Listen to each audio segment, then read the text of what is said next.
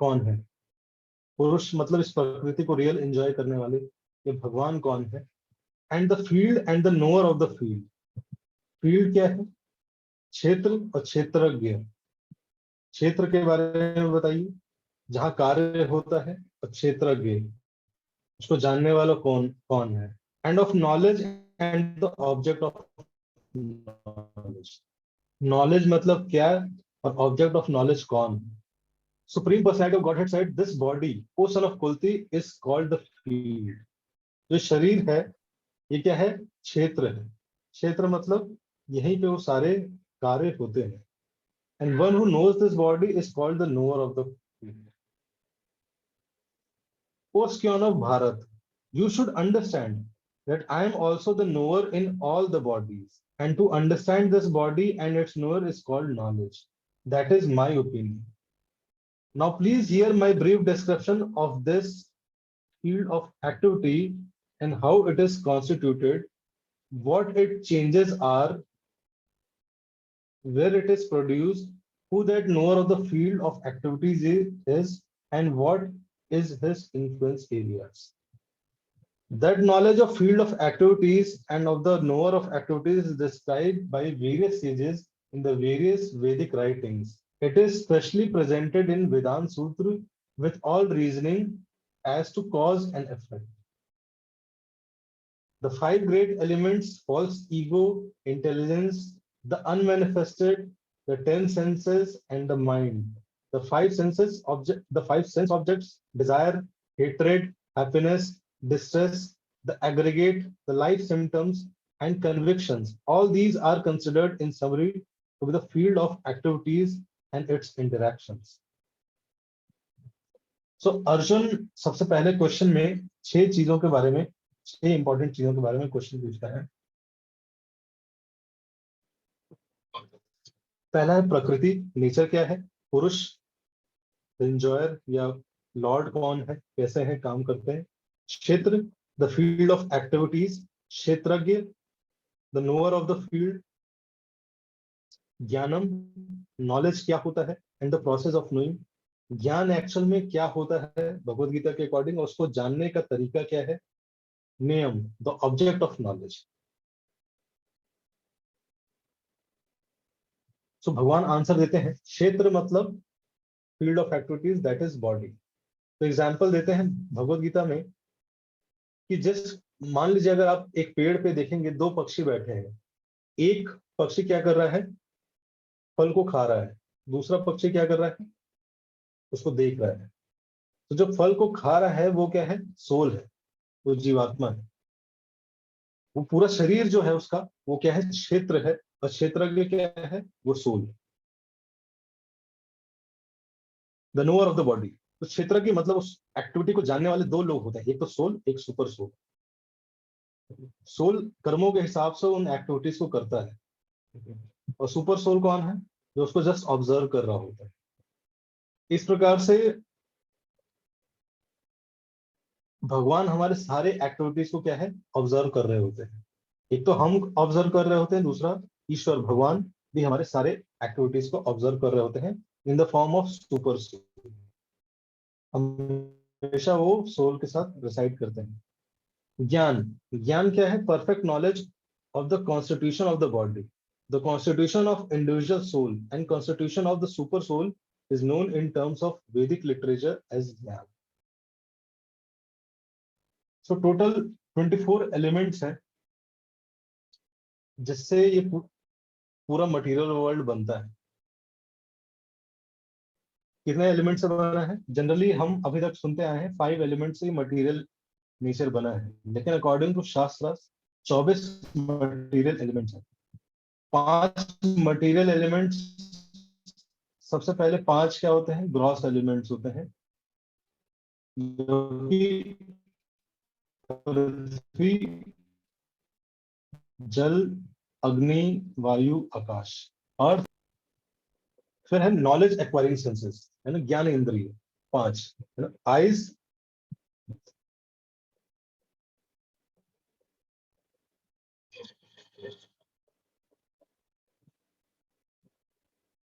हरे कृष्णा, अभी ठीक है? तो 5 नॉलेज एक्वायरिंग सेंसेस होती हैं, आईज, ईयर्स, नोज, टंग, टच।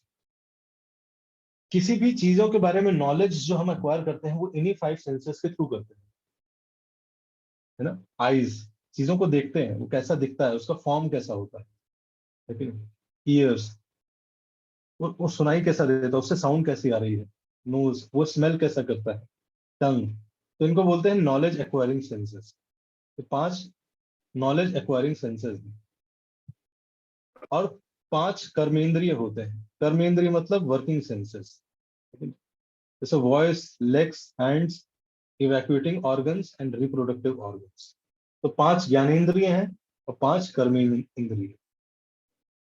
फिर क्या होता है, 11 sense is mind, intelligence, policy. ये सटल सेंस होते हैं, ये दिखाई नहीं देते हैं, लेकिन ये हमारे अंदर एग्जिस्ट करते हैं, जिसको बोला जाता है मन, बुद्धि, अहंकार। कितने हो गए, 18। और 5 सेंस ऑब्जेक्ट्स होते हैं। आइज की, जैसे आइज है तो उसका सेंस ऑब्जेक्ट क्या है, फॉर्म, है ना। ईयर है, उसका सेंस ऑब्जेक्ट क्या है, साउंड। नोज है, उसका सेंस ऑब्जेक्ट क्या है, स्मेल। टंग है, उसका sense object taste and touch. तो टोटल कितने हो गए, 15, 5 20, 21 22 23।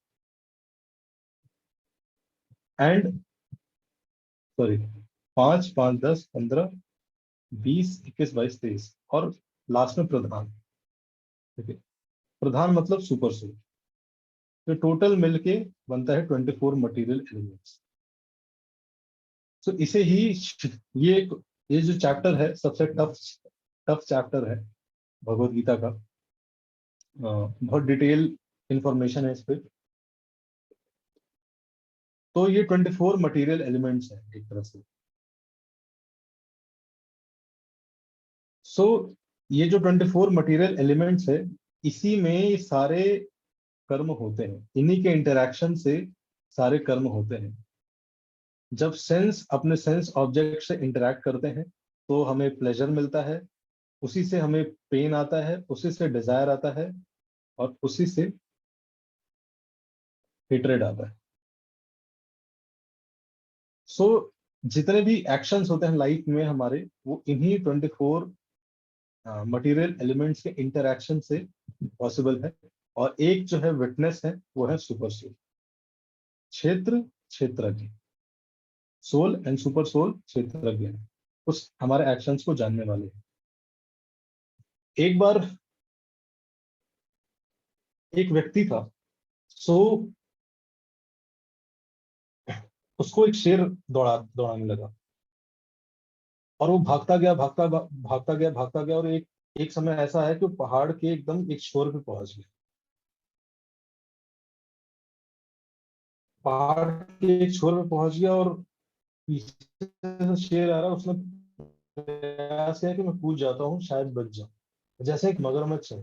तभी उसको कूदते समय रास्ते में एक पेड़ की टहनी दिखाई दी, उसने क्या किया, एक हाथ से उस टहनी को पकड़ लिया। अब उस व्यक्ति की हालत कैसी है, उसने एक हाथ से एक टहनी पकड़ी हुई है, नीचे मगरमच्छ उसका इंतजार कर रहा है, महाप्रसादे गोविंदे बोल के। ऊपर से शेर खड़ा है, वो शेर उस व्यक्ति को खाने के लिए खड़ा है। तो ना वो ऊपर जा सकता है ना नीचे जा सकता है, किसी तरह से उसने जान बचाई हुई है उस टहनी की। तभी देखता है कि उस टहनी पे मधुमक्खी का छत्ता था, और किसी तरह से वो हिट हो गया है, और मधुमक्खी निकल के उसको काटना स्टार्ट करती है।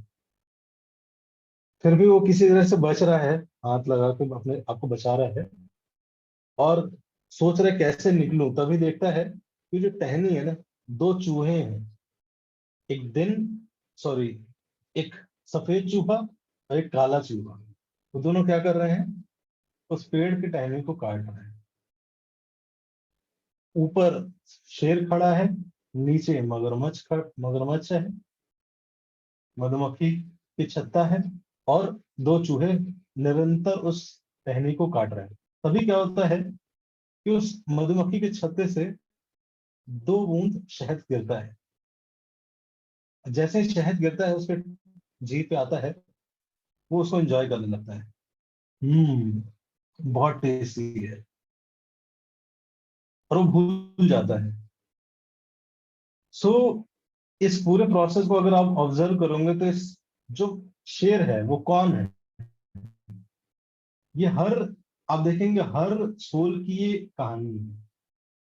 जो इसमें मगरमच्छ है वो रिप्रेजेंट करता है डेथ को, जो क्रोकोडाइल है वो रिप्रेजेंट करता है डेथ को, जो शेर है वो किस चीज को रिप्रेजेंट करता है, आप में से कोई बताना चाहेगा? डेथ हर व्यक्ति का कहीं ना कहीं इंतजार कर रहा है, final test, final exam, death. शेर है वो किस चीज को रिप्रेजेंट करता है, जो कि हमेशा हमारे पीछे लगा हुआ है।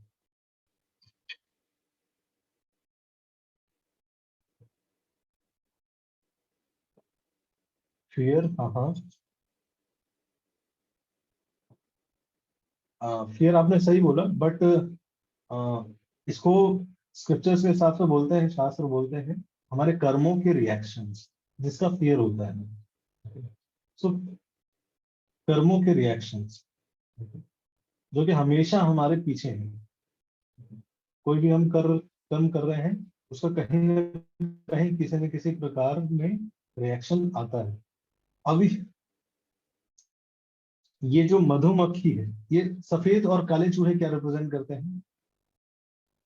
सफेद और काले चूहे,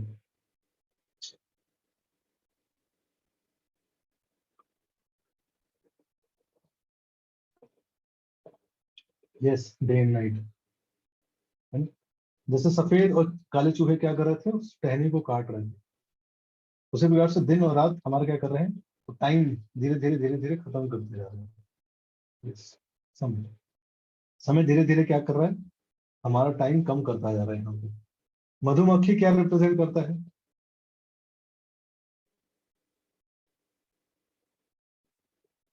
मधुमक्खी,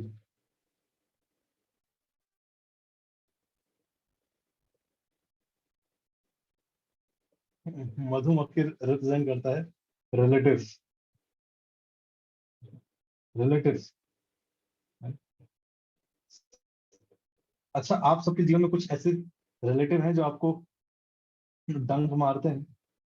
अगर है तो आप मुस्कुरा दीजिए बस, यस नो मत लिखिएगा, लिख सकते हैं चाहे तो यस नो भी।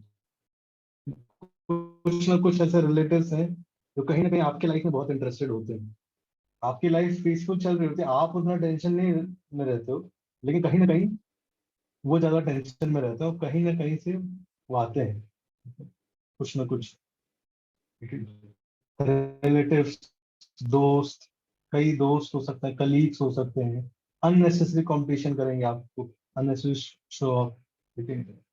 तो कहीं ना कहीं ऐसे लोग होते हैं हमारे जीवन में जो आ, आदि भौतिक क्लेश, हो सकता है बॉस हो, टीचर हो, लेकिन किसी भी फॉर्म में हो सकता है, कहीं ना कहीं उनकी लाइफ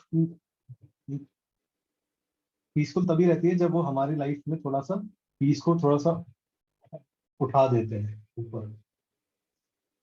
सो ये मधुमक्खी रिप्रेजेंट करता है ऐसे लोगों को जो कि आधी आधी भौतिक क्लेश देते हैं हमें। तीस, और जो वो शहद है वो क्या है, जो दो बूंद शहद की गिरती है वो क्या है, वो क्या रिप्रेजेंट करता है?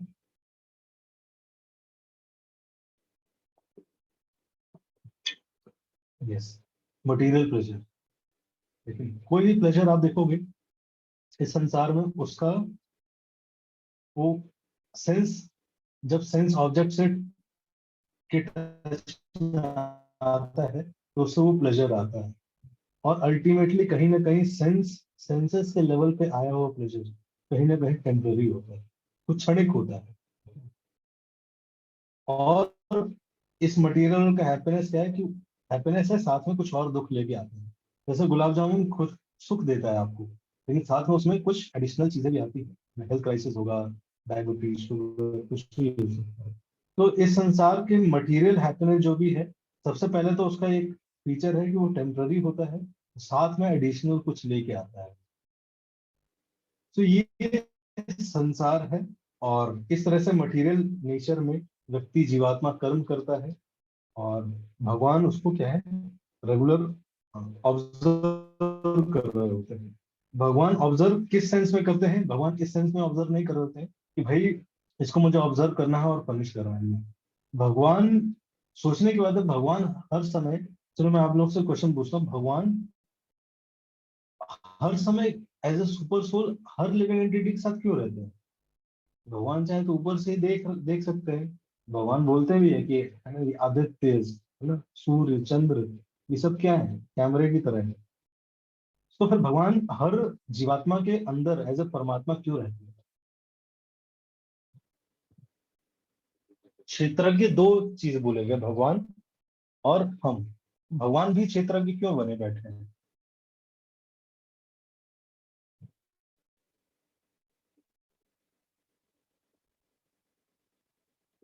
और guiding us.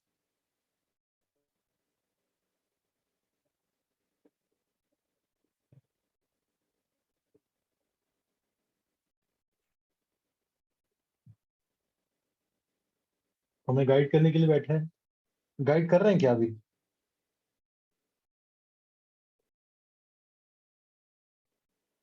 Because this is material world, material world है इसलिए भगवान बैठे हैं जबरदस्ती, तो जबरदस्ती होगी ना।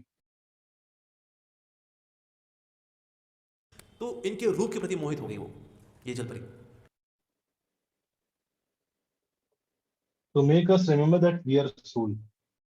तो भगवान जो बैठते हैं उनका पर्पस ये नहीं होता है कि हमें ऑब्जर्व करना, रेदर देन भगवान जस्ट, ये भगवान की करुणा है कि भगवान देखते हैं कि कभी भी उस सोल को अकेला नहीं छोड़ना चाहते हैं भगवान। भगवान जानते हैं कि इस मटेरियल वर्ल्ड में जा रहा है, ये कभी न कभी इस मटेरियल वर्ल्ड से फ्रस्ट्रेट होगा ही होगा। क्यों? क्योंकि भगवान ही बताते हैं ये जो संसार है क्या है, दुखालय, दुखालयम अशाश्वतम, है ना। संसार इज फुल ऑफ दुख। जैसे पुस्तकालय होती है, तो पुस्तकालय में क्या होते हैं, अलग अलग प्रकार की पुस्तकें होती हैं, छोटी पुस्तक, बड़ी पुस्तक, मोटी पुस्तक। उसी प्रकार से संसार को भगवान बोलते हैं दुखालय। दुखालय मतलब अलग अलग प्रकार के दुख हैं, छोटे दुख, बड़े दुख, मोटे दुख, पतले दुख, अलग अलग प्रकार के दुख हैं, अलग अलग फॉर्म में आते हैं। तो भगवान जानते हैं कि संसार का स्वभाव है दुखालय, और जब भी इसको इस संसार में मिजरी मिलेगी, है ना, और ये ढूंढेगा, इसको नीड चाहिए होगी, इसको हेल्प चाहिए होगी, ये ढूंढेगा, तो मुझे इंस्टेंट प्रेजेंट रहना है। इस भाव से भगवान एज ए परमात्मा रहते हैं, ताकि ये कभी भी दुखी, ऐसा ना हो कि दुखी हो और ये जब ढूंढे, मुझे सर्च करे, तो मैं इसको ना मिलूं। इस भाव से भगवान हमेशा जीवात्मा के पास रहना चाहते हैं as a super soul. Yes. मोटे दुख, पतले दुख, बहुत प्रकार के दुख होते हैं। कौन कौन से होते हैं वो तो सब अपने जीवन में झांक के देखेंगे। कभी न कभी मोटा दुख आया होगा, मोटा दुख मतलब ज्यादा दुखी दुख दिया होगा उसने आपको, लेकिन एक एक दो दो तीन तीन दिन तक परेशान किया होगा। कोई ऐसा दुख होगा दो दो तीन तीन चार चार महीने तक होगा, ठीक है। तो संसार में दुख आ रहा है, और आप सबके दुख भी, जीवन में दुख आ रहा है, इसका मतलब बहुत क्लियर है, देखिए। इसका मतलब ये है कि भगवत गीता सही लिखी गई है, लेकिन कई बार हम दुख में परेशान हो जाते हैं, बट सारे दुख आ रहे हैं, उसका मतलब है it is foundation of spiritual inquiries, it is foundation of spiritual life, ठीक है। दुख सबके जीवन में आता है, बहुत कम लोग होते हैं जिनके जीवन में दुख आता है और वो ये सोचते हैं कि मुझे इस दुख से कर बाहर कैसे निकल सकते हैं, कब तक सहना पड़ेगा। चलो इस जीवन सहना पड़ेगा, लेकिन फिर अगला जन्म भी होगा, उसमें भी यही सब करना पड़ेगा। फिर अगला जन्म होगा, उसमें भी यही करना पड़ेगा। फिर से वही ग्रेजुएशन, एमटेक, बीटेक, पीएचडी, फिर अगले जन्म में भी फिर से यही करना पड़ेगा। तो इससे बाहर कैसे निकला जाए, कैसे इससे बाहर निकले, ये जो क्वेश्चन पूछता है, उसके लिए भगवान हमेशा खड़े रहते हैं as a super soul, as क्षेत्रज्ञ, कि कब ये व्यक्ति मुड़ेगा मेरी तरफ और कब मैं इंस्टेंट इसके पास अवेलेबल रहूं। एक बार एक राजा था, तो राजा के, बहुत प्रतापी राजा था, उसने बहुत सारे देश ना, बहुत सारे नगर पे विजय प्राप्त की थी। तो एक बार एक संत महात्मा आए उसके नगर में। उन्होंने बोला कि राजा ने पूछा कि महात्मा, हे संत, आपको क्या चाहिए? तो उन्होंने बोला कि हे राजा, मैं आपसे रिक्वेस्ट करता हूँ कि मनुष्य आप बहुत कुछ अचीव किया है, आप इसके साथ साथ भगवान के नामों का जप भी करिए। उसने बोला कि अरे, जप वप करने के लिए टाइम नहीं है मेरे पास, मेरे पास बहुत काम है अभी तो। और राज्य को जीतना है, और रानियों से शादी करनी है ना, और प्रतापी बनना है, और पुत्र पैदा करने हैं, बहुत काम है मेरे पास, है ना। कुछ और बताइए, ऐसा बताइए जो मैं आपका करवा सकूं, ये काम तो नहीं कर पाऊंगा। तो उन्होंने बोला कि अच्छा ठीक है, आप जाओ और अपने राज्य में, एक अपने राज्य का सबसे बड़ा जो मूर्ख है उसको ढूंढना, और उसको एक छड़ी पकड़ा देना, और उसको बोलो कि वो पूरे राज्य में घूमता रहे, जहां जहां भी राज्य आपने कब्जे किया है वहां पे वो जाए घूमे, और अगर उससे बड़ा मूर्ख उसको कोई मिलता है तो वो छड़ी उसको पकड़ा दे। ऐसे ही प्रोसेस चलते रहना चाहिए, और इस काम के लिए आप उस मूर्ख को सैलरी देंगे। तो राजा कहता है ये संत महात्मा लोग पता नहीं क्या अजीब अजीब सी बातें करते हैं, लेकिन ठीक है, चलो इजी है। वॉइस ब्रेक हो रही है, तो आप लोग थोड़ा सा प्रयास करिए। अभी हमारे इंटरनेट में थोड़ा इश्यू चल रहा है आज, काम हो रहा है, ठीक कर रहे हैं। तो चाहे तो मैं वीडियो बंद करके बोल सकता हूँ, उससे इजी हो जाएगा। अगर ज्यादा ब्रेक हो रही है भूष को तो। नहीं प्रभु, ठीक है, मैनेजेबल है। बीच बीच में थोड़ी बहुत ब्रेक होती है। तो फिर राजा ने मंत्रियों को बुलाया, सिपाहियों को बुलाया, बोला कि आप जाओ इस पूरे नगर का सबसे बड़ा मूर्ख व्यक्ति ढूंढ के लाओ। सो जाते हैं, कहते हैं ये राजा भी बड़ा मूर्ख है, ये कोई काम है देने वाला, मूर्ख व्यक्ति ढूंढने को बोला है। जाते हैं तो देखते हैं कि भाई एक व्यक्ति बैठा है, पेड़ पे बैठा है, पेड़ पे ही उसी डाल को काट रहा है, उल्टी साइड बैठ रहा है। तो सब समझ जाते हैं कि भाई यही मूर्ख है, लेकिन हालांकि बहुत कुछ कर रहा होगा, बट ये बहुत इजी एग्जाम्पल होता है कि जिस डाल पे बैठा है उसी को काट रहा है। मतलब अभी के समाज में निकलेंगे तो बहुत कुछ करते हुए दिखेगा वो, है कि नहीं? जैसे दिखेगा कि भाई, है ना, हेल्थ पे टॉक दे रहा है, सिगरेट पीता है, लेकिन अभी वही मूर्ख आपको अलग अलग फॉर्म में दिखेंगे, लेकिन हाँ, इस प्रकार से बहुत सारे लोग दिखेंगे, है ना। पॉल्यूशन पे बात कर रहे हैं, लेकिन खुद भी बहुत कुछ करते हैं, ठीक है। तो ऐसे अलग अलग प्रकार प्रकार के लोग, लेकिन अभी बहुत बहुत पिछले जन्म जमाने की जब बात करते हैं बहुत सिंपलिस्टिक तरीके से बोल दिया जाता है, लेकिन जिस पेड़ डाल पे बैठा तो उसी को काट काट रहा है, लेकिन जो ह्यूमन वैल्यूज हैं उन्हीं को हम क्या कर रहे हैं, कट कर रहे हैं। जो सोर्स ऑफ प्लेजर हैप्पीनेस है, पर्सनलिज्म, लोगों की आपस के बीच का इंटरेक्शन, उसी को हमने on the name of communication काट दिया है। तो अलग अलग प्रकार के हम मूर्ख हैं, मॉडर्न मूर्खास, बट हम पुराने जमाने की बात कर रहे हैं तो बहुत सिंपलिस्टिक तरीके से बात कर रहे हैं। सो उसने बोला, तो मंत्री पकड़ ले गए, राजा से बोला, तो राजा ने समझा दिया कि देखो भाई ये डंडा है, डंडा लो, और आगे कोई मूर्ख दिखेगा तो उसको दे देना, बहुत सिंपल है। तो राजा इस तरह से फिर भेज देता है। कई साल बीत जाते हैं, और राजा की तबीयत बहुत ज्यादा खराब हो जाती है, और वो सबको बुला रहा होता है सबसे मिलने के लिए, है ना। अपनी सारी रानियों से मिल लेता है, सारे राजकुमारों से मिल लेता है ना। फिर बोलता है, किसी तरह से मंत्री से को याद आता है कि यार मैंने एक महामूर्ख एम्प्लॉय रखा था, वो कहाँ है, वो उसको बुला के लाओ। तो महामूर्ख आता है।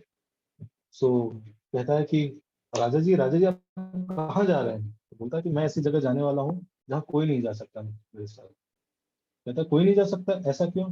कोई, कुछ रानियां ले जाइए अपने साथ, इतनी सारी रानियां, किसी न किसी रानी को ले जाइए। आप शायद रानियों के साथ जा रहे होंगे इसलिए मुझे नहीं ले जाना चाह रहे हैं। कहता है, नहीं नहीं मूर्ख, मैं ऐसी जगह जा रहा हूँ जहाँ रानियां भी नहीं जा सकती। कहता है, कुछ रास्ते के लिए खाना पीना ले जाइए, इतना सारा राज्य आपने इकट्ठा किया, इतने सारे सोने के सिक्के हैं, आपको सिक्के ले जाइए। कहता है कि नहीं नहीं मूर्ख, मैं ऐसी जगह जा रहा हूँ वहाँ एक सुई की नोक बराबर चीज भी नहीं ले जा सकता। तभी वो महामूर्ख जो होता है वो डंडा पकड़ा देता राजा, बोलता है कि राजा हैरान हो जाता है कि अरे ये क्या कर रहा है, मुझे डंडा क्यों पकड़ा है। उसने बोलता है कि आप याद कीजिए संत ने क्या बोला था, कि आप जो मूर्ख होगा उसको पूरे राज्य बोलना, और उससे भी बड़ा कोई मूर्ख मिले उसको बोलना वो डंडा उसको दे दे। तो मूर्ख बोलता है कि हे राजा मुझे आज मेरे से भी बड़ा मूर्ख मिल गया। कहता है क्या, कैसे, क्या कहना चाह रहे हो, मैं समझा नहीं। कहता है कि जब आपने जीवन भर इतना कुछ कमाया, जिस चीज के लिए प्रयास किया, इतना सब कुछ एक्वायर किया, लेकिन अंत में कुछ, आप एक सुई की नोक बराबर चीज भी नहीं ले जा पा रहे। आपने इतना भी क्रेडिट नहीं जमा कर पाए पूरे जीवन भर कि आप एक कुछ भी अपने साथ, अपनी आत्मा के साथ ले जा सके। सब कुछ आपको यहाँ छोड़ के जाना पड़ रहा है। तो मेरे से बड़े मूर्ख तो आप ही हुए ना। और वो इस प्रकार से वो बताता है कि मैं उसी संत जो महात्मा थे उनका शिष्य था, उन्होंने ही मुझे लगाया था इस सेवा के लिए। तो कहने का मतलब है बहुत मटेरियल प्लेजर जो होता है, हैप्पीनेस है, वो टेम्पररी है। और अगर जीवन में टेम्पररी हैप्पीनेस है, तो ऑफ कोर्स दुख होता है जब ऐसे समय पे हमारी लाइफ में ऐसे चैलेंजेस आते हैं और दुख आता है। लेकिन मैं ये नहीं कहता हूँ कि दुख नहीं मनाना चाहिए, और ऐसा ऐसा कोई दुख चीज है नहीं जिसको मनाया जाता है। ऑफ कोर्स नेचुरल फीलिंग्स है हमारी, और it is okay to feel those feelings. But when we read Bhagavad Gita, when we come to understand Bhagavad Gita, हमें एक कदम और आगे बढ़ना चाहिए। ये कार्य तो सब करते हैं, इवन पशु के जीवन में भी ये सब चीजें आती हैं। दे वो जो दुख वाले सेंटिमेंट्स होते हैं, इमोशंस होते हैं, they express that.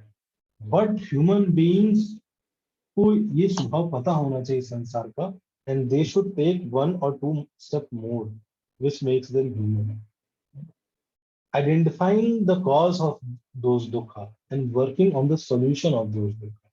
This makes a people advance in their consciousness. दुख सबके जीवन में आ रहा होगा, लेकिन ऐसा नहीं है कि कोई मॉन्क बन गया तो उसके जीवन में दुख नहीं आता। Everybody has to face some criticism, हमें भी क्रिटिसिज्म झेलना पड़ता है, हमें भी बहुत कुछ करना पड़ता है। बट ये इसको समझना कि संसार ऐसे ही काम करता है। लेकिन अगर ये मैंने बॉटल ली है और इसको खोलता हूँ, तो मुझे अगर नॉलेज है कि यहाँ से पानी गिरता है, तो मैं इसको सही तरीके से यूज कर पाऊंगा। अगर मुझे नॉलेज नहीं है यहाँ से पानी गिरता है, मैं इधर से गिरा रहा हूँ, कहीं ना कहीं मैं भीग जाऊंगा, उसको सही इस्तेमाल नहीं कर पाऊंगा। सो संसार में दुख है, that is not a problem.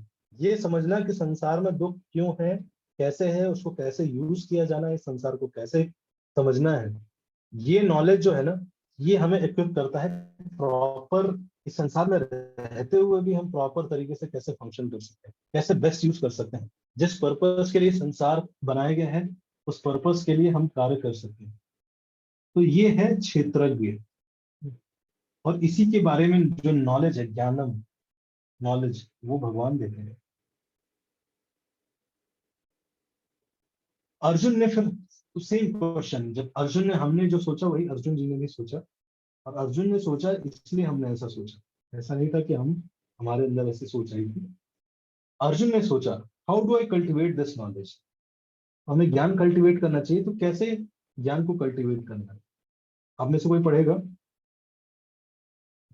कैसे पता चलेगा कौन पढ़ेगा? अपना हैंड रेस कर दीजिएगा।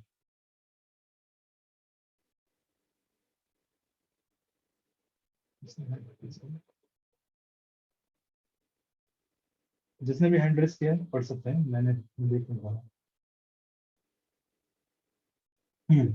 Humility, pridelessness, non-violence, tolerance, simplicity, approaching a bona fide spiritual master, cleanliness, steadiness, self-control, renunciation of the objects of sense gratification, absence of false ego, the perception of the evil of birth, death, old age, and disease, detachment, freedom from entanglement with children, wife, home, and rest in pleasant and unpleasant events, आपके लिए आवाज साफ constant नहीं आ and रही। unalloyed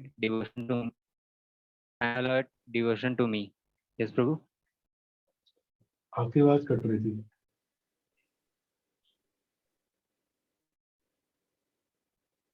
सबका network कम आता है, बोलते से मुझे है। तब कोई और पढ़ देते तब। कोई और पढ़ना चाहेगा जिसका नेटवर्क सही आ रहा हो? आपका नेटवर्क गड़बड़ नहीं होनी चाहिए। जो भी श्योर है।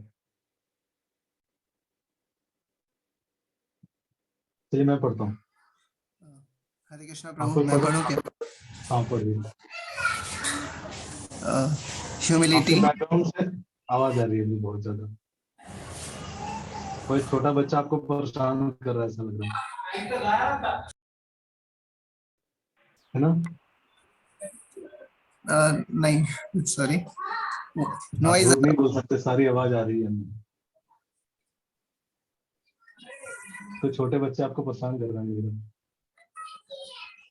आप लोग बहुत कठिन तपस्या करके सेशन अटेंड करते हैं। आप लोग को मेरा प्रोग्राम, बच्चे आसपास आ जाए तो मैं तो कभी फोकस ही ना कर पाऊँ। चलिए, किसी का नेटवर्क नहीं है, सब मुझे कह रहे हैं। मैं पढ़ता हूँ, ठीक है। हाँ बोलिए। Humility, pridelessness, non-violence, tolerance, simplicity, approaching a bona fide spiritual master, cleanliness, steadiness, self-control, renunciation of the objects of sense gratification, absence of false ego, the perception of the evil of birth, death, old age, and disease, detachment, freedom from entanglement with children, wife, home, and the rest.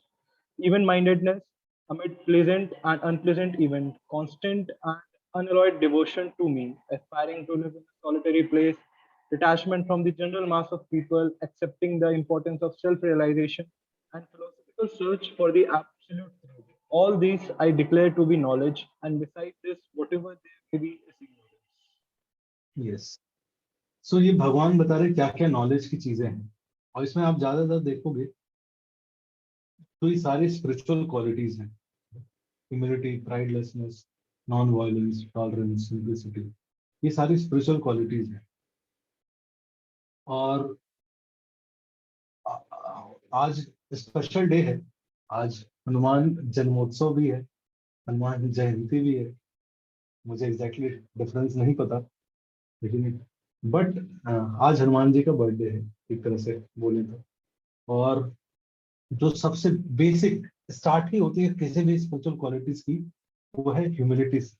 तो humility एक ऐसा term है जो कि सबसे ज्यादा misunderstood.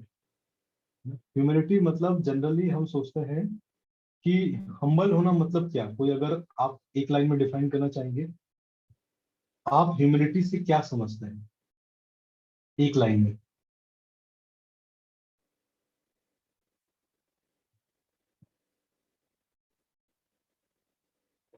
Humility मतलब क्या?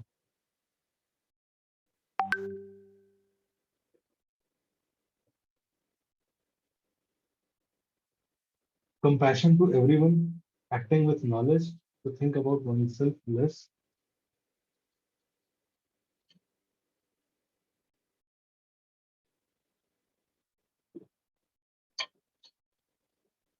Kindness towards others, to be respectful to everyone.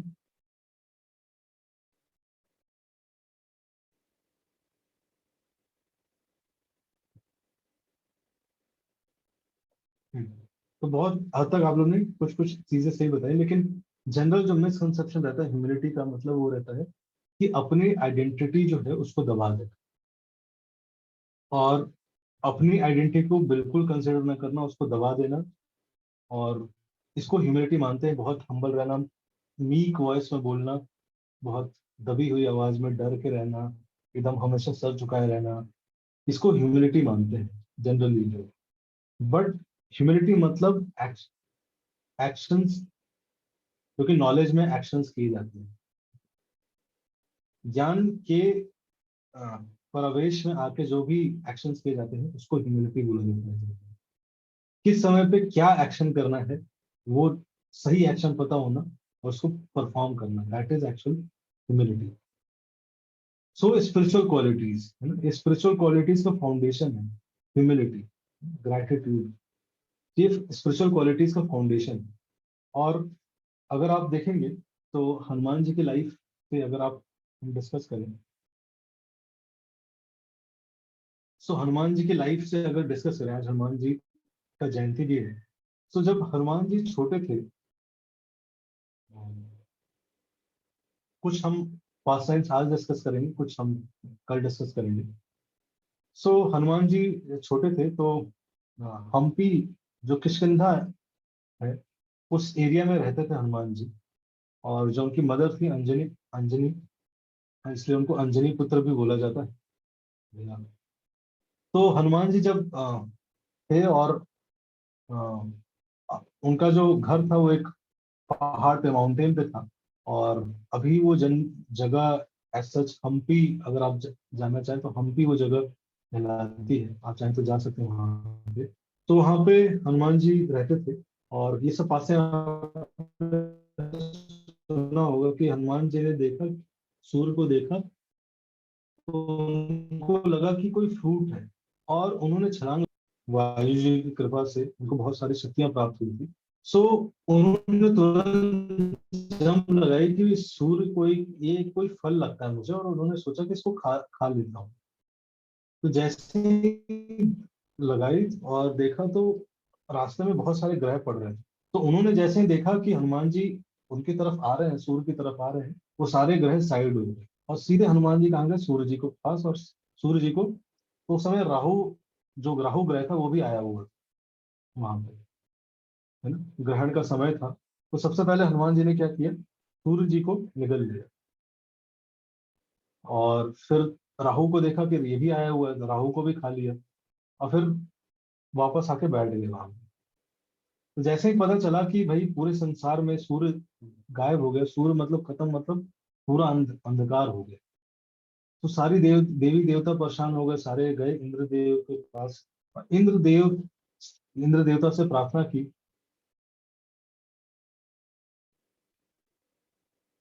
Indra देवता से प्रार्थना की कि भैया हमें सूर्य देव को वापस लेके आइए, नहीं तो कैसे चलेगा संसार पर, तो प्रकृति कैसे चलेगी।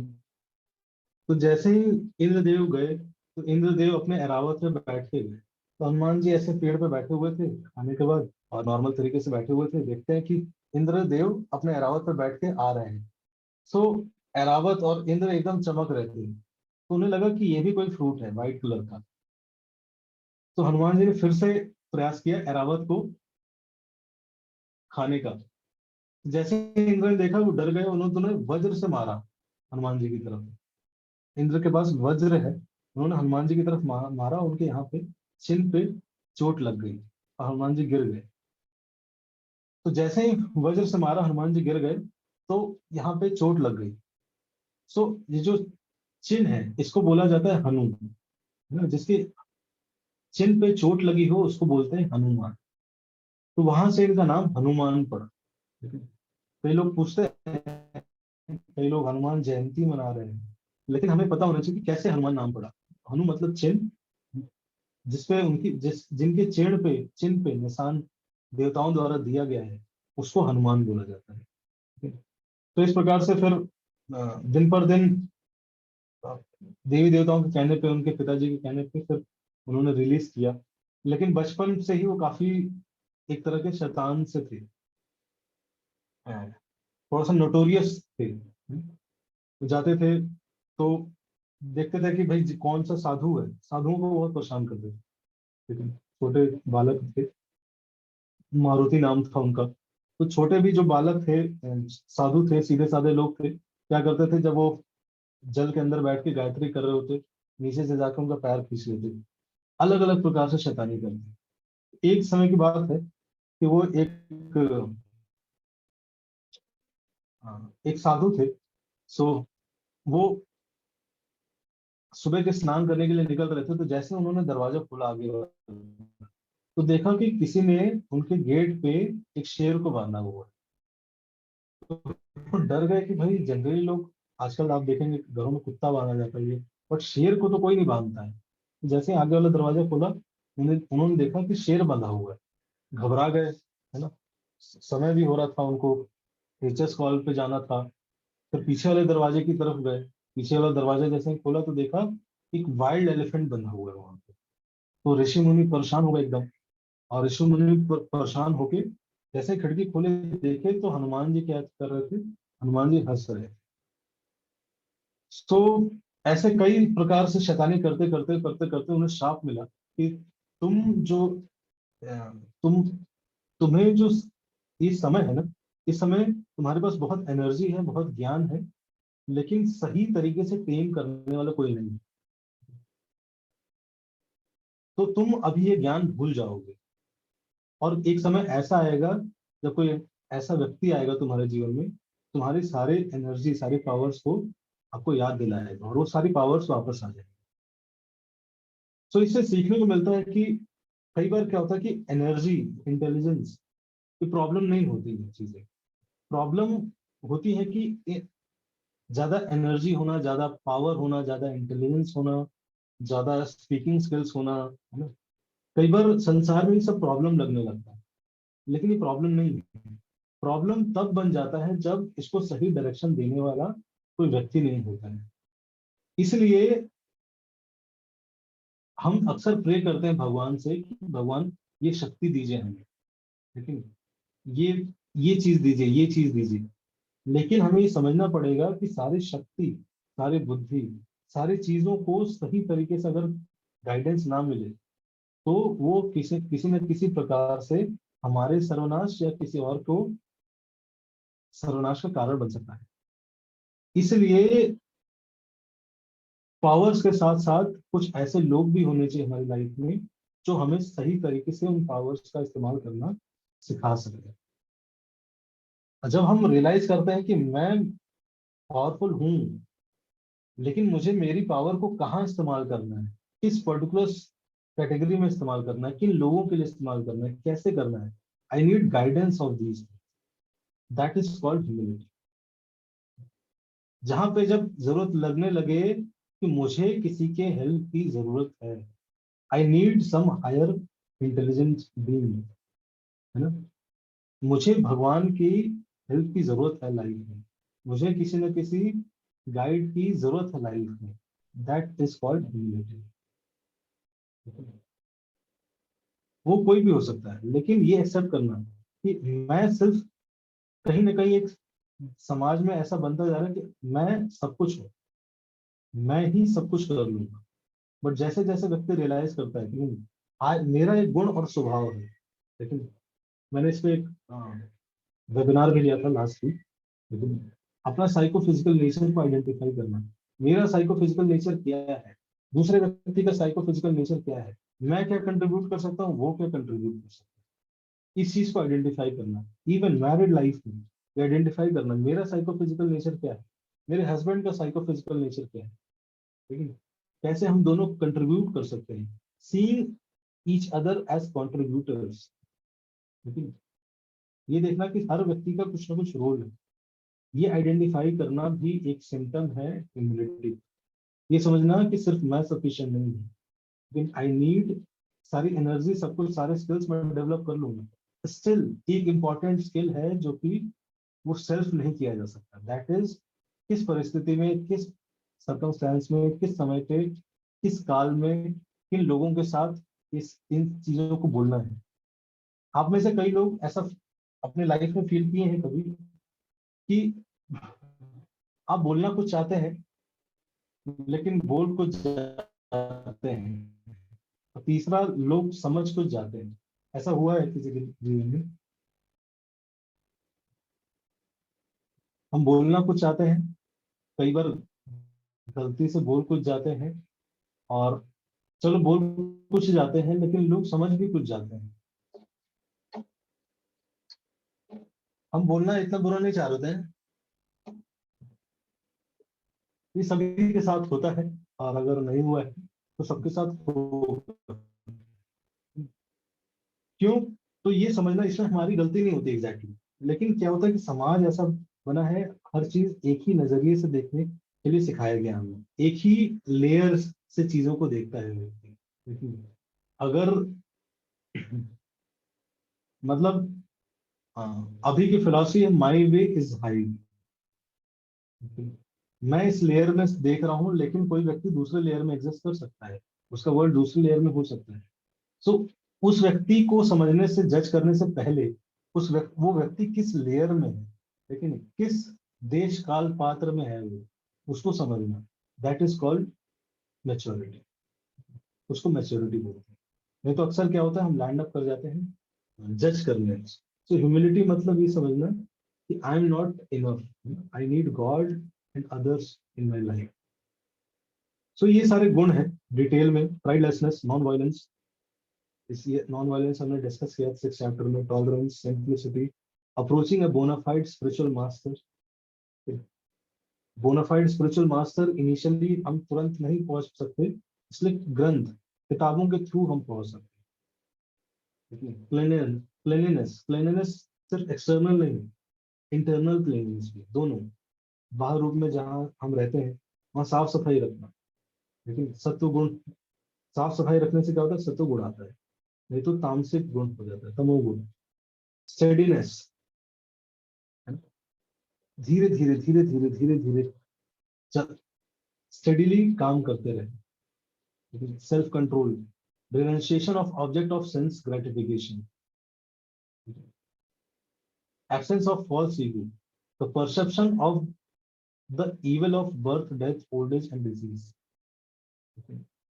मतलब कहने का मतलब है कि अपने आप को बहुत ज्यादा बॉडीली आइडेंटिफाई करना, तभी हम birth, death, old age, disease में परेशान रहेंगे। Detachment, detachment, freedom from entanglement with child, wife, home and rest. तो इसका मतलब ये नहीं है कि छोड़ के चले जाना, मतलब बहुत ज्यादा इंटेंगल नहीं होना। कई बार मैंने देखा बहुत लोग इंटेंगल हो जाते हैं लाइफ में, स्पेशली अगर पेरेंट्स के टर्म्स में देखा जाए, बच्चे के लाइफ में बहुत इंटेंगल हो जाते हैं। बेटा एग्जाम कैसा हुआ, यहाँ बैठ, क्या पढ़ रहा है, पूरा एक एक चीज चाहते हैं तो बताएं बच्चे को, उसका करियर बना के एकदम छोड़े, है ना। आजकल के पेरेंट्स छोड़ना नहीं चाहते हैं, डिटैच नहीं होना चाहते, बहुत ज्यादा इंटेंगल होते हैं। मेरा बच्चा, अब मैं आज ही एक बहुत बड़े व्यक्ति है, वो आए थे हमारे सेंटर पे, तो अपने 7th 8th क्लास के बच्चे को लेके आए थे, और वो कह रहे थे कि मैं ना अपने बेटे को IITian बनाना चाहता हूँ। वो बेचारा 8th क्लास में है, वो कह रहा है कि मैं उसको IITian बनाना चाहता हूँ। तो मैंने कहा ठीक है, आप उसको 11th में आएगा जब, तो कोचिंग में डाल दीजिएगा, वो तैयारी कर लेगा। कह रहे नहीं नहीं, मैंने तो डाल दिया है, वो अभी पिछले साल ही कर दिया था। पिछले साल ही उसको नारायणा के स्कूल में डाल रखा होगा। मतलब इतना ज्यादा इंटेंगल्ड है बच्चे के साथ कि, और क्यों किया, क्योंकि वो कह रहे थे कि मेरा सपना था IIT में जाने का, बट मेरा हुआ नहीं, तो मैं अपने बच्चे का सपना पूरा करना चाह रहा हूँ। मेरे मन ही मना है कि वो बच्चे का सपना नहीं है, वो आपका ही सपना है, जो आप बच्चे के थ्रू पूरा कराना चाहते हैं। तो बहुत ज्यादा इंटेंगल हो जाते हैं कई लोग, देखिए कई लोग लाइफ में इंटेंगल हो जाते हैं। वाइफ वाइफ हस्बैंड की लाइफ में बहुत ज्यादा इंटेंगल होती है, हस्बैंड वाइफ की। लेकिन देखो सबके लाइफ में चैलेंजेस आ रहे हैं। पेरेंट्स, अच्छी पेरेंटिंग वो है, वो ये समझना, उनको सपोर्ट सिस्टम बनना, ना कि हर समय बीच में उनके जीवन में घुसे रहना। सपोर्ट सिस्टम रहना चाहिए, यस, हम आपको सपोर्ट करेंगे जो भी है, बट कुछ पेन्स लेने देना चाहिए बच्चों को। कई ऐसे फैमिलीज होती है, मैंने देखा, मैं आश्चर्य करता हूँ कि 22 साल, 23 साल, 24 साल के लड़के हो गए, लेकिन पेरेंट वो, ऐसे ऐसे लोग हैं कि अगर उनको आप खाना ना निकाल कर दो, खाते नहीं। ऐसे ऐसे लोग हैं, बच्चे हैं, खाना नहीं खा रहे हैं, थोड़ा सा कुछ बोल दिया गुस्सा हो जाते हैं, नाराज हो जाते हैं। कहीं ना कहीं पेरेंटिंग से हमने उनको बहुत सॉफ्ट वो बना दिया है, सॉफ्ट हार्टेड। और लगता है इनिशियली कि बहुत अच्छी पेरेंटिंग है, बट ये बहुत बड़ा नुकसान हम कर रहे हैं अपने किड्स के साथ, अपने बच्चों के साथ, अगर उनको हम थोड़ा सा टफ नहीं बना रहे हैं। ठीक है, एक कहावत भी है कि tough time create strong people. जो कठिन समय होते हैं वो टफ लोग बनाते हैं। Tough people create easy times, आसान समय लेके आते हैं। Easy time create weak people, weak people again create tough times. So ये जो पेरेंट्स का कल्चर है ना, यहाँ जो लगेगा कि यहाँ लग रहा है freedom from entanglement child, wife, home and rest, ये सब कुछ छोड़ना भी नहीं है एग्जैक्टली। इसका मतलब ये है कि बहुत ज्यादा इंटेंगल नहीं होना। लेकिन कोई व्यक्ति सब कुछ छोड़ दे, चला जाए हरिद्वार, और वहां से सोच सकता है कि यार कितनी अच्छी बीवी थी मेरी, है ना, क्या पकौड़े बनाती थी, यहाँ तो मैं हरिद्वार गंगा जी का स्नान कर रहा हूँ, क्या ही मिल रहा है, कुछ नहीं मिल रहा है ना। ये एक थॉट प्रोसेस है। दूसरा व्यक्ति फैमिली लाइफ में रहते हुए भी डिटैच है। डिटैचमेंट की सिंपल डेफिनेशन है, it does not means you own nothing, it simply means nothing owns you. आपको कुछ कंज्यूम नहीं कर रहा है, आप किसी चीज के द्वारा कंज्यूम नहीं किए जा रहे हैं। तो ये है एक्चुअल में डिटैचमेंट। थोड़ा सा छोड़ देना लाइफ में, स्ट्रगल आ रहा है, हेल्प करना, लेकिन स्ट्रगल करने देना। वो स्ट्रगल बहुत इंपॉर्टेंट है, इस व्यक्ति को आगे काम आएगा। ये जो एक थॉट प्रोसेस रहता है कि मैं नहीं चाहता कि भाई बेटा हमारे जीवन में बहुत कष्ट हुए, तुम्हारे जीवन में हम कष्ट नहीं, तुम्हें खुशहाल जीवन देना चाहते हैं, ऐसा होता ही नहीं। ठीक है? अगर आप बहुत ज्यादा खुशहाल दे रहे हो, वो व्यक्ति बहुत बहुत ज्यादा कहीं ना कहीं वीक पड़ जाए, लाइफ में भेजना चाहिए। हमें खुद अपनी लाइफ में अगर ऐसी अपॉर्चुनिटी मिले जहाँ पे हमें हमारे बैरियर्स को ब्रेक करना पड़े, हमें हमारे बैरियर्स को ब्रेक करना हो, ऐसे टफ सिचुएशन में जाना हो, हमें जाना चाहिए। थोड़ा सा टफनेस के बाहर अपनी लाइफ में अपने आप को थोड़ा चैलेंज करते रहना चाहिए।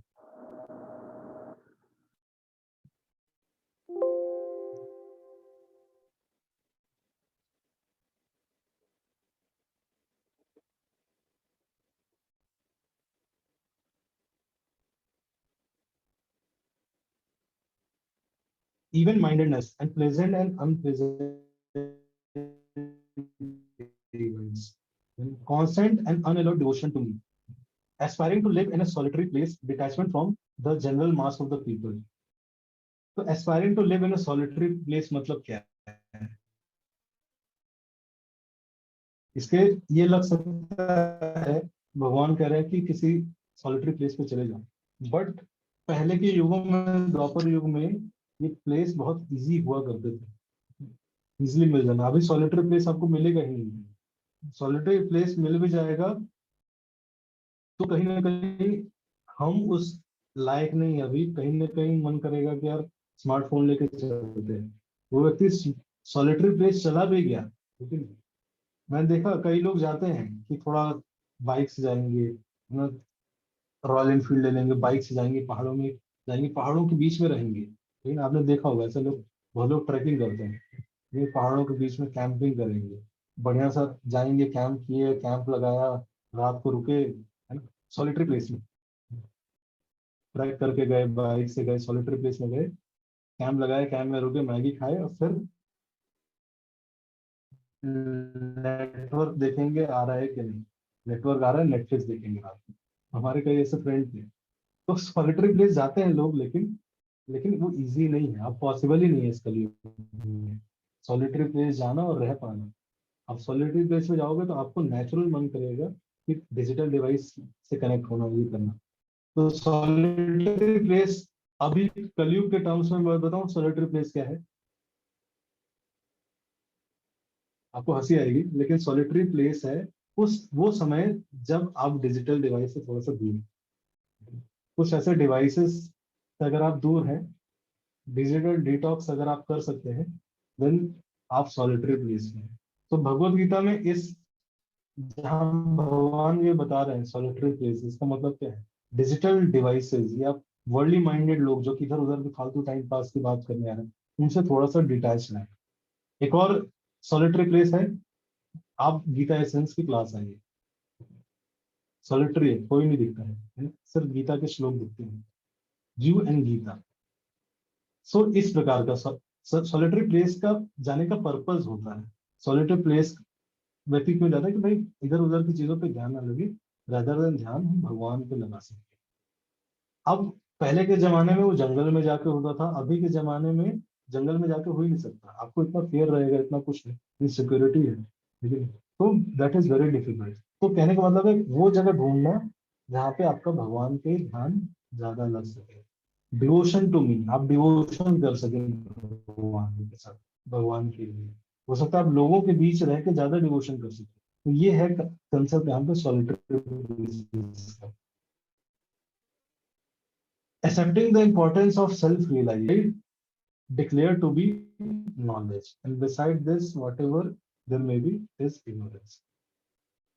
So, what is knowledge? Knowledge is not only about information and memorization, but rather about exemplary personal character and personal belief.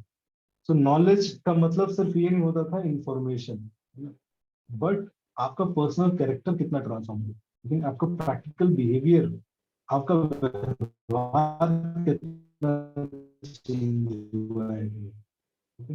इसलिए कहते थे शास्त्र empowers some spiritual values, humility, so knowledge मतलब हमें चेक करना चाहिए कि अगर मैं नॉलेज दे रहा हूँ तो कितना कितना नॉलेजेबल हूँ मैं, मतलब कितना मेरा पर्सनल कैरेक्टर ट्रांसफॉर्म हुआ है, या एटलीस्ट मेरे अंदर वो एस्पिरेशन आई है, वो ट्रांसफॉर्मेशन। ठीक है, so who can understand Bhagavad Gita? Success, calibre versus character. Success in academic depends on calibre but not on character. तो मटेरियल लाइफ में सक्सेस का मतलब क्या होता है? आप कितना ज्यादा अच्छे से तर्क करना जानते हैं, तर्क, तर्क एंड कुतर्क कितना अच्छे से जानते हैं, उसके हिसाब से व्यक्ति को नॉलेजेबल माना जाता है। बट स्पिरिचुअल प्रैक्टिसेस के हिसाब से, स्पिरिचुअल एजेस के हिसाब से जो डेफिनेशन है नॉलेज की, कौन जिसको नॉलेजेबल ज्यादा माना जाता था? जो व्यक्ति का कैरेक्टर स्ट्रांग होता था। इसका कैरेक्टर स्ट्रांग हुआ है, इसका मतलब है इसने नॉलेज को अपनी लाइफ में एसिमुलेट किया है।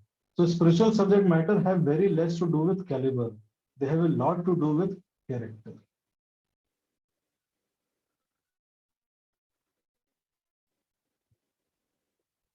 Who can understand Bhagavad Gita? The real method of acquiring spiritual knowledge is the cultivation of divine qualities, of which humility is the foremost. And when we commit to a spiritual lifestyle, then we simultaneously develop divine qualities. तो एक तरीका है कि हम identify करें भाई humility. अब चलो ह्यूमिलिटी किन किन कारणों से होता है, उसको कैसे कैसे डेवलप करना चाहिए।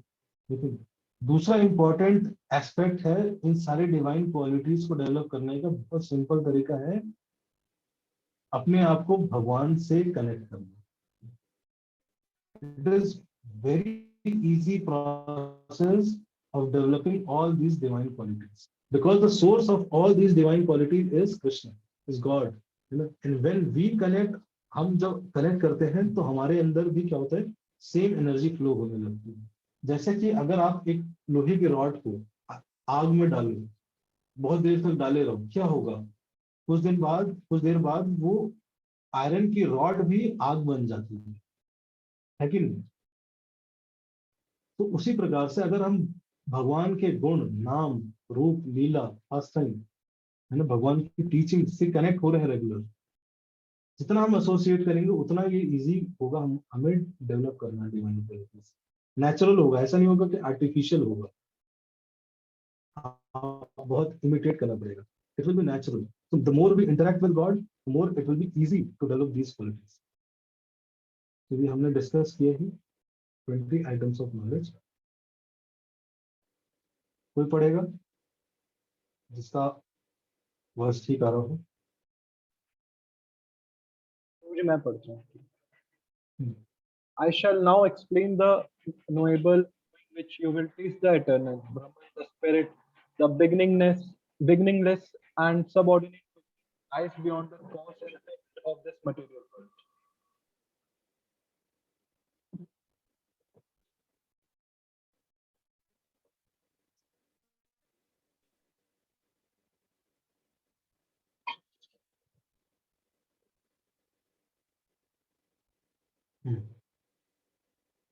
I shall now explain the knowable, knowing which you will taste the eternal. Brahman, the spirit, beginningless and the subordinate to me, lies beyond the cause and effect of this material world. The feature of the soul, Bhagavad Gita 13.13, अनादि, है ना, beginningless. जो soul है वो क्या है? Beginningless है, इसका कभी बिगनिंग नहीं हुआ। तो कई लोग कहते हैं कि हम कब आए, हमारा उत्पत्ति कैसे हुआ, क्यों हुआ? तो हम हमेशा से एग्जिस्ट करते हैं, वी आर एटर्नल। जैसे भगवान हमेशा से एटर्नल है, वैसे हम भी एटर्नल एग्जिस्ट करते हैं। कई बार हम कहते हैं कि अरे वो मर क्यों गया, बट उस कंडीशन के हिसाब से है। जैसे सूर्य है, तो सूर्य क्या है, एक दिन जब खत्म हो जाता है तो उसकी मृत्यु नहीं होती है, लेकिन उसी प्रकार से हम भी एक शरीर से दूसरे शरीर में ट्रांसफर होते रहते हैं। हालांकि सूर्य का आप बोलोगे कि उसका तो क्रिएशन होता है, yes, that is part of material world, but we are part of spiritual world. तो इसलिए वी आर बिगिनिंगलेस, और हमेशा क्या है, भगवान के शेल्टर में है, beyond material cause and effect, किसी मटेरियल कॉज के वजह से नहीं है। और आत्मा का एक बहुत इंपॉर्टेंट स्वभाव क्या है, ब्लिस, आनंद में। Everywhere are his hand and legs, his eyes, heads and faces. He has ears everywhere. In this way, the super soul, एक तो सोल भी है और सुपर सोल भी, दोनों क्षेत्रज्ञ हैं। फीचर ऑफ सुपर सोल क्या है, it is omnipotent, he hears our prayers. इसलिए जब हम कभी प्रेयर्स करते हैं, है ना, अगर आप डीप इंटेंशनली, भगवान नहीं भी दिख रहा है, अगर आपको प्रेयर्स करते हैं, परमात्मा, ये समझना चाहिए कि परमात्मा हमारे अंदर ही है।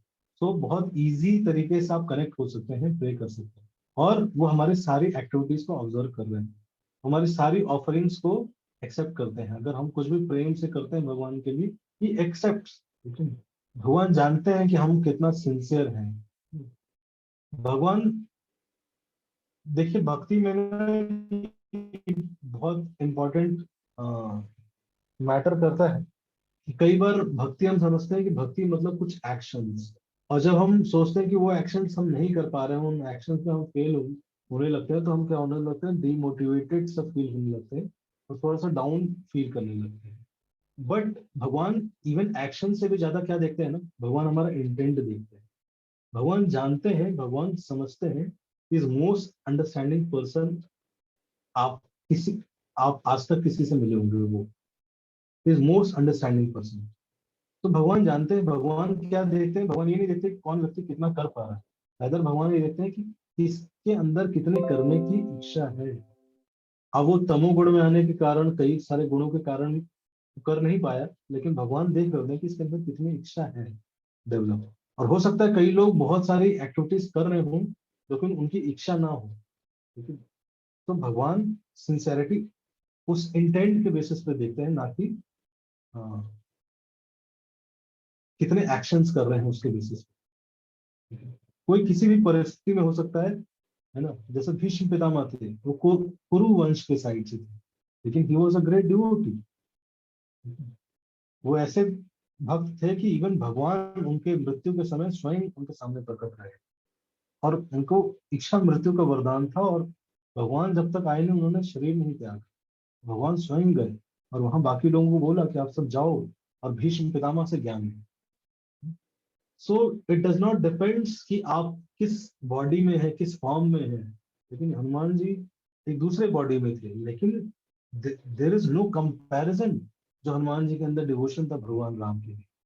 लेकिन जैसे ही सीता जी थी, तो सीता जी डेली सिंदूर लगाती थी।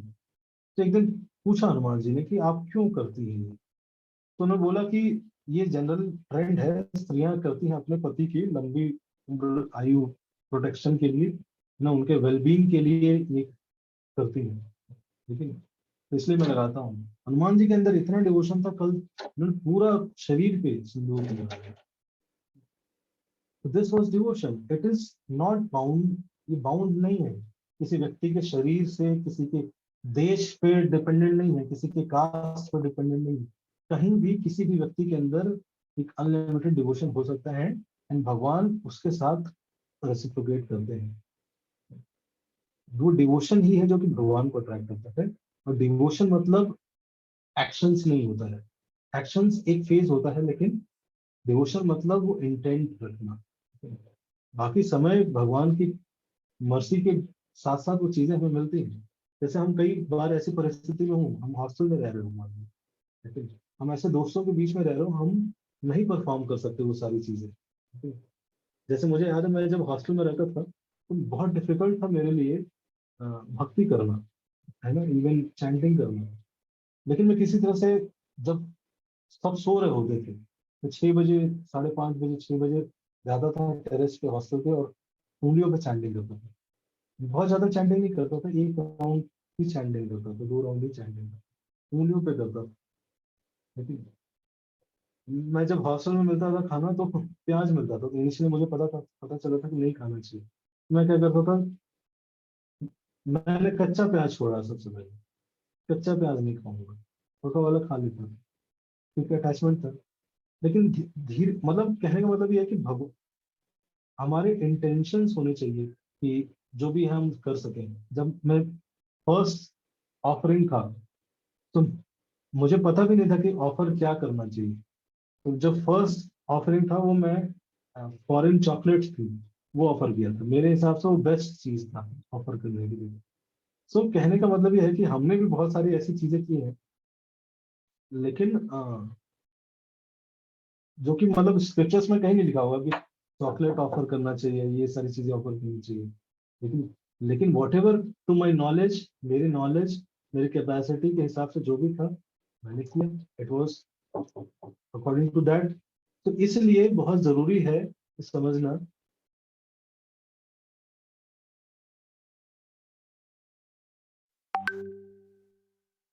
इसलिए समझना बहुत जरूरी है कि एक्शन से ज्यादा अपने इंटेंट पे वर्क करना, अपने इंटेंशंस को देखना।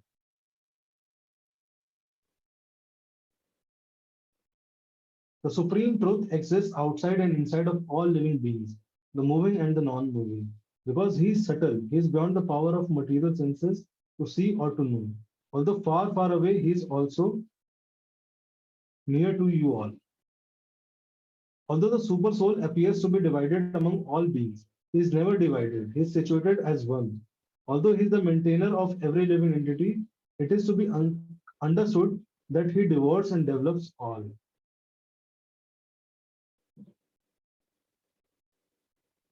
So, सुपर सोल का कैरेक्टर से कहता है ट्रांसेंडेंटल बियॉन्ड सेंस परसेप्शन, हमारे सेंसेस के द्वारा हम नहीं जान सकते। लेकिन जैसे सोल है, सोल का साइज बताते हैं शास्त्रों में कि it is 1/10,000 part of the tip of the hair. अगर आप बाल निकालें और उसका टिप आइडेंटिफाई करें, उसका टिप कहाँ है, लेकिन उसका 1/10,000 पार्ट करें, वो साइज है सोल का। सो मतलब समझ पाना सोल को बहुत मुश्किल है, सुपर सोल को समझ पाना बहुत मुश्किल है। So he is beyond our sense perception, है ना, अनडिवाइडेड। जैसे सूर्य का एग्जांपल दिया। सो ईशोपनिषद में बोलते हैं the supreme personality of godhead is perfect and complete, and because he is completely perfect, all emanations from him such as this phenomenal world are perfectly equipped as complete wholes. Whatever is produced of the complete whole is also complete in itself, balance, है ना। ओम पूर्णमदः पूर्णमिदम्, इसका कहने का मतलब ये है कि अगर स्पिरिचुअल वर्ल्ड की कैलकुलेशन अलग होती है, अगर मटेरियल वर्ल्ड में 1 - 1 करेंगे तो क्या होगा, 0। बट स्पिरिचुअल वर्ल्ड में क्या है, 1 - 1 is 1। It is different mathematics. तो भगवान भी पूर्ण है, अब भगवान से जो चीज निकली है वो भी पूर्ण है। ऐसा नहीं कि भगवान से ही मटेरियल वर्ल्ड निकला तो भगवान कुछ कम हो गए, भगवान से इतने सारे लिविंग एंटिटीज निकले तो भगवान अब कम हो गए, नहीं। भगवान हमेशा पूर्ण रहते हैं, उससे कितना भी आप निकाल लो, कितने भी एक्सपेंशन हो जाए, स्टिल भगवान उतने ही पूर्ण रहते हैं। इसलिए मटेरियल कैलकुलेशन से in spiritual world, spiritual reality को समझना डिफिकल्ट है, because it has different calculations. तो आज हम इतना ही डिस्कस करेंगे। कल हम ये चैप्टर कल हम ये चैप्टर फिनिश करेंगे, और कल हम कुछ और पास साइंस हनुमान जी की लाइफ से डिस्कस करेंगे और टीचिंग्स भी डिस्कस करेंगे। अभी के चैप्टर से कुछ क्वेश्चन है या आपका अभी तक लाइफ से कुछ क्वेश्चन है तो आप पूछ सकते हैं, हमारे पास 10 मिनट है। बाकी क्विज आप शेयर कर सकते हैं तब तक के लिए। आप कल शेयर कर दीजिएगा अगर मैंने पूरा कवर नहीं किया तो।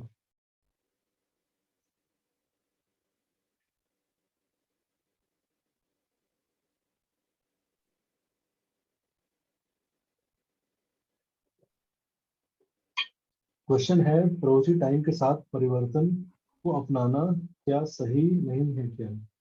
समझा नहीं, कैसा परिवर्तन?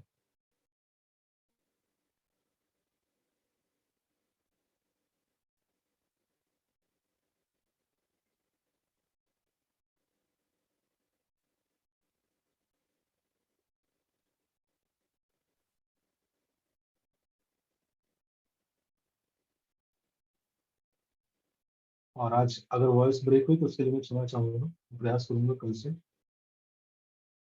अच्छी रहेगी।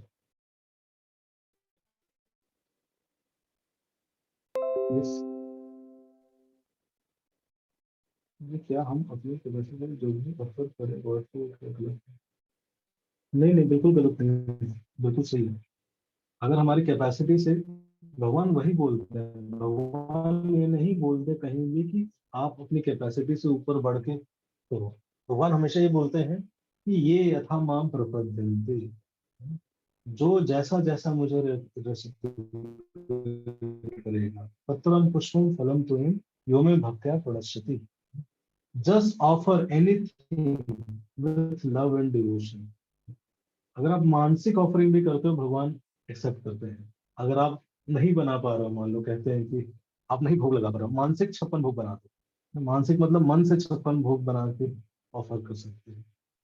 तो मानसिक भी कर रहे हैं, भगवान उसको एक्सेप्ट करते हैं। इसलिए आप देखेंगे आचार्य हमारे कहते हैं, भजऊ रे मन श्री नंद नंदन, है ना? हे मन, भगवान का भजन करो।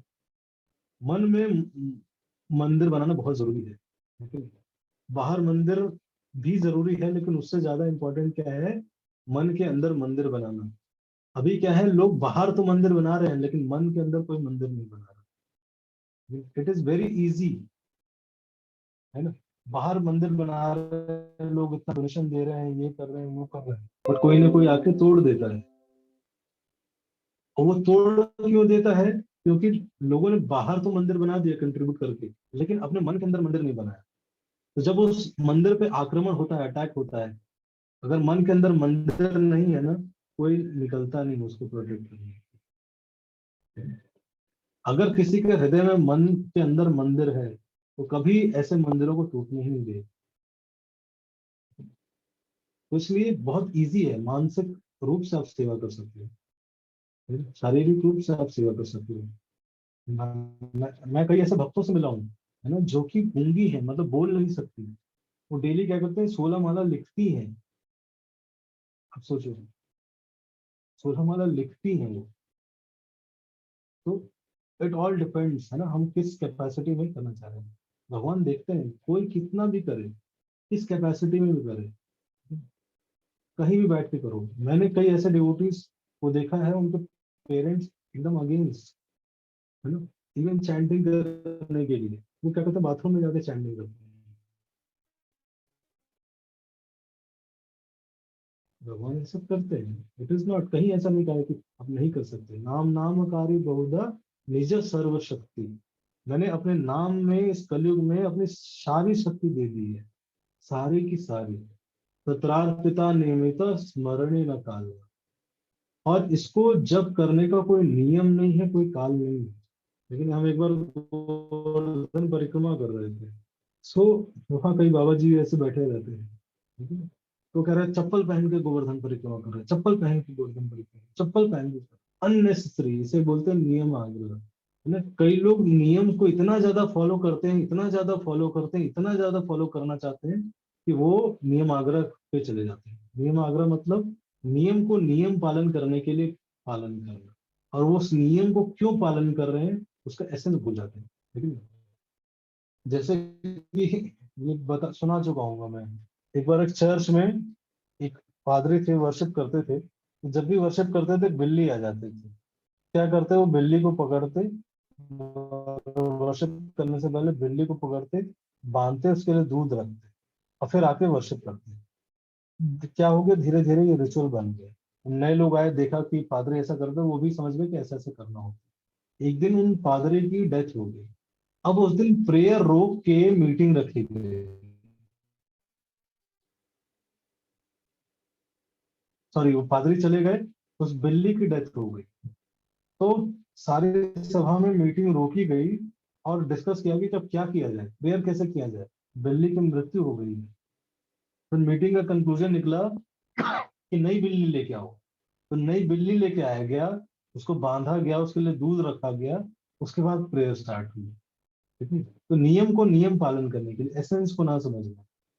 तो इसलिए एसेंस को समझ पाना बहुत जरूरी है नियमों के साथ। इसलिए गुरु साधु शास्त्र हमारे जीवन में बहुत जरूरी है।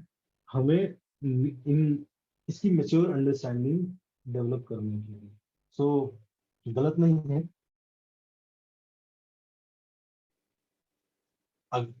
तो जब तक आप इग्नोरेंट हैं तब तक आप कर सकते हैं, लेकिन आपको पता चल गया पुराणों में नहीं है तो अवॉइड करना चाहिए।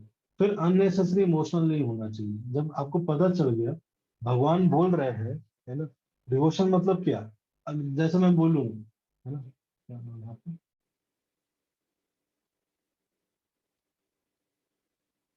चित्रांशु, आप मुझे ना करेले की सब्जी बहुत अच्छी लगती है। आप मेरे लिए करेले की सब्जी बना के लाइए। आप कहते हैं नहीं नहीं, मुझे करेले की सब्जी कैसे अच्छी लगती है, वो तो मुझे नहीं अच्छी लगती। मैं नहीं खाता, मैं तो चीज पनीर की सब्जी खाता हूँ। आप भी पनीर की खाइए रोज। मैं कहता हूँ नहीं नहीं, मुझे करेले की सब्जी बहुत अच्छी लगती है। कह रहे नहीं, हो ही नहीं सकता, मान ही नहीं सकते। लेकिन आप जबरदस्ती मेरे लिए पनीर ले आते हो, तो क्या वो प्रेम है? अगर मैं बोलता हूँ कि आप मेरे लिए एक गिलास पानी ले आओ, तो आप बोले मैंने पानी तो नहीं ला सकता, लेकिन आप बहुत अच्छे हैं, आप बहुत बड़े हैं, हम आपके लिए है ना, हम आपके लिए लिम्का लाएंगे, है ना, ये लाएंगे वो लाएंगे। बट मैं कह रहा हूँ नहीं नहीं, मुझे तो पानी चाहिए गिलास, आपको तो नहीं, वो नहीं देंगे। तो इसे बोलते हैं, ये एक दूसरा एक्सट्रीम होता है, इमोशनल सेंटिमेंटल लेवल पे चले जाते हैं। भगवान, अगर हमें क्लियर हो जाता है जब कि भगवान शास्त्र में कुछ चीजें बता रहे हैं, मतलब वो भगवान की इच्छाएं हैं, क्योंकि भगवान शास्त्र में लिखते हैं। लेकिन इस प्रकार से करो। भगवान अपने भक्तों को भेजते हैं सिखाने के लिए भक्ति किस प्रकार से करना चाहिए। लेकिन इसे बोलते हैं whimsical हो जाना। तो हम शास्त्र को रिजेक्ट कर देते हैं। एक तो है समय कि हमें पता नहीं था, चलो इग्नोरेंस में कर रहे थे। लेकिन जब हमें पता चल गया, गाइडेंस मिल रहा है, गाइड बोल रहा है नहीं ऐसे नहीं करना है, शास्त्र मना कर रहे हैं, है ना, भगवान की इच्छाएं ऐसी नहीं है, फिर भी हम कह रहे हैं नहीं नहीं, ऐसे ही करना चाहिए। भगवान को कोट पैंट पहनाएंगे, हम नया कल्चर लेके आएंगे। तो वो क्या है, इसे बोलते हैं whimsical बिहेवियर। शास्त्र को जो रिजेक्ट करता है उसको बोलते हैं whimsical बिहेवियर। सो वो बिल्कुल भी एक्सेप्ट नहीं करता, दैट इज कॉल्ड डेविएंट भक्ति। डेविएटेड टाइप ऑफ भक्ति है। भक्ति नहीं है, भक्ति का आभास है। लेकिन भक्ति का आभास मतलब क्या होता है कि लगेगा कि भक्ति है, लेकिन वो भक्ति है ही नहीं एक्चुअली।